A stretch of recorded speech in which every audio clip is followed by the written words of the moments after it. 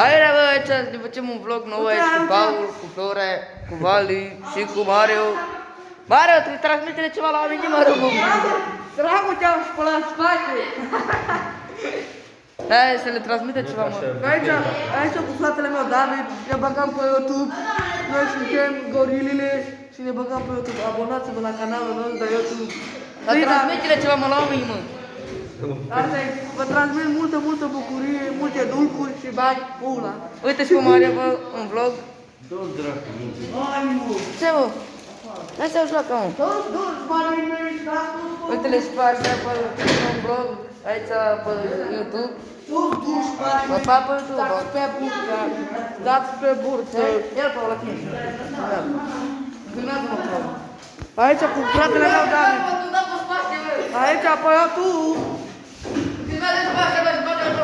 Toți banii mei stau pe burtă. Aici cu Florin Cheam de Fin. Cu frâncul ăzău. Filmează-mă când dau pe spate, David. Eu nu mă duc. Uite-le și pe alea, le bag pe vlog. Du-te, mă. Hai, fetiță!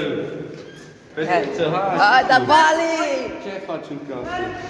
Stau dușmanii pe burta Mario, să vă Flore, e tara. Paulo! Zice ceva pe vlog, bă! Ce pe vlog, mă? Dar nu mai zicea pula mea. Mai marș și pula mea, dă-și gatul dracului. Bă, te rog, deja mă enervezi, mai. Marș și pula mea, trofeace de fetiță. Bă, dar ce... Ăsta e... Da, trofeace de fetiță, ce fac de răsfere în pula mea.